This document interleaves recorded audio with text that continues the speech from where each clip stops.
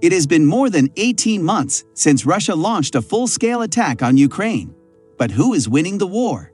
It is also heavily dependent on the outcome of Ukraine's counteroffensive and the political situation in Russia, they added.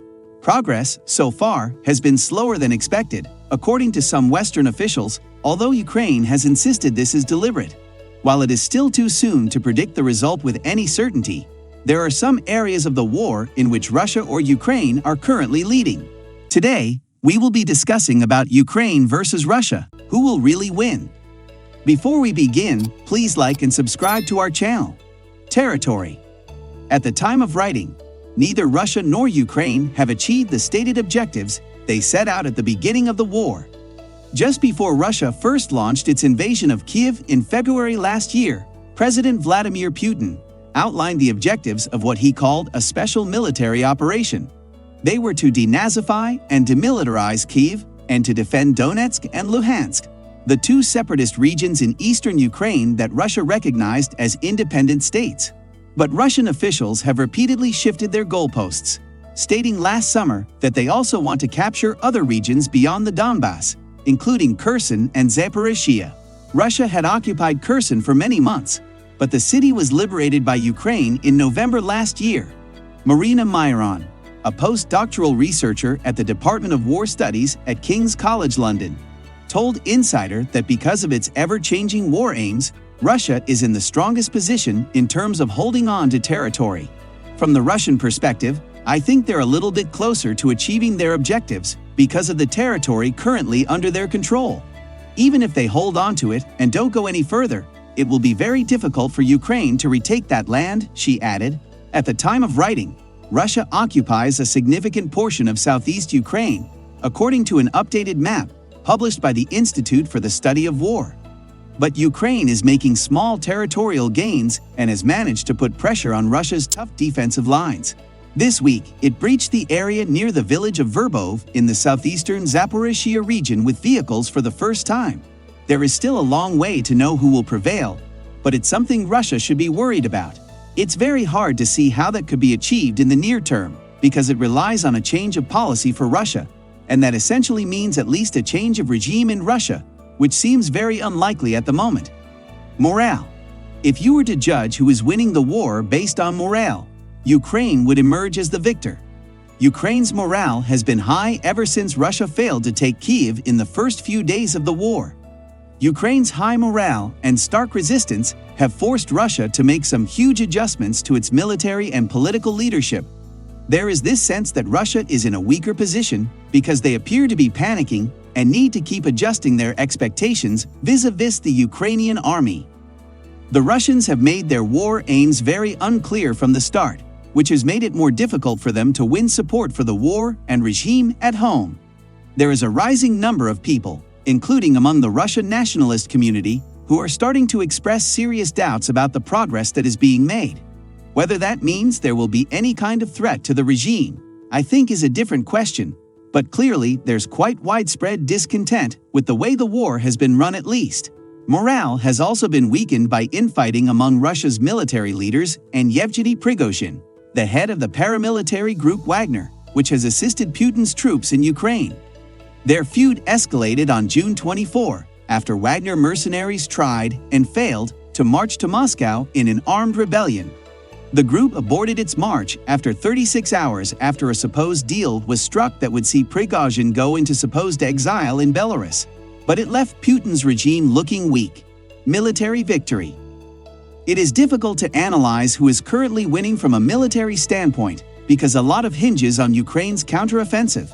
And even with the counteroffensive, it is still unclear how effective Ukraine's training and new Western equipment will be, as well as how resilient Russian forces will be.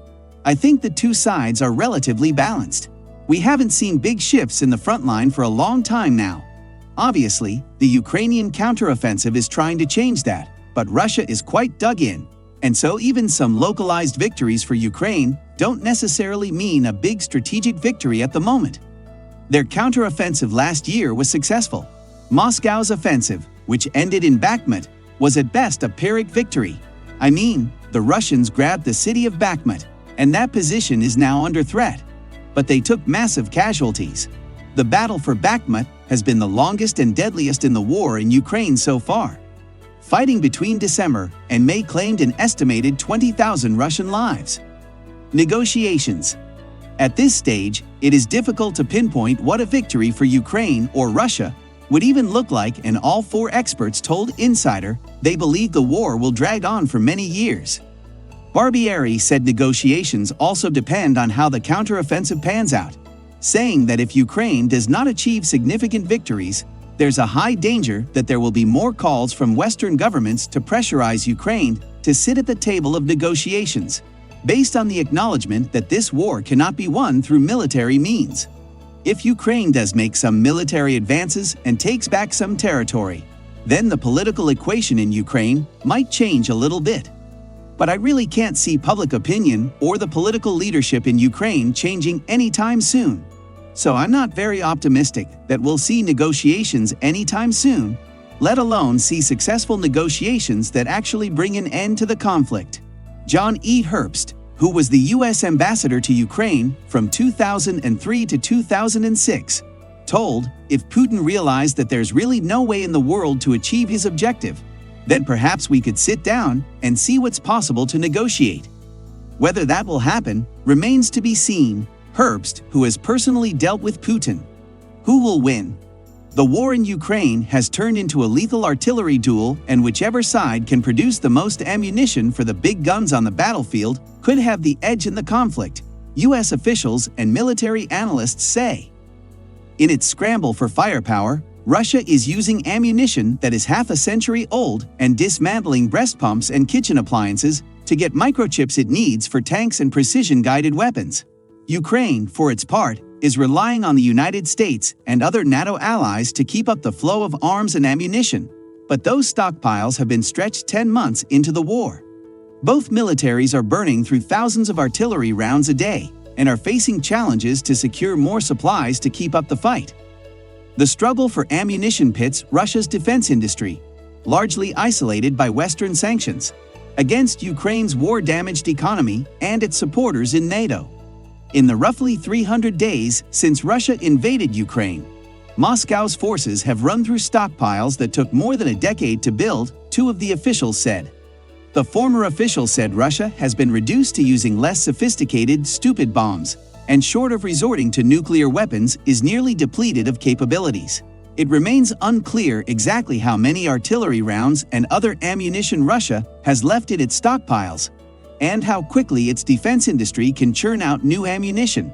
Top U.S. intelligence officials repeatedly have asserted that Russian forces are using up ammunition faster than it can be produced, but have not offered estimates about Ukraine's supplies. We can't say that who will win now, but Ukraine is winning it in morale and against a superpower like Russia. That's all for today's video. What are your thoughts on this? Let us know in the comment section below. And make sure to like and subscribe to our channel.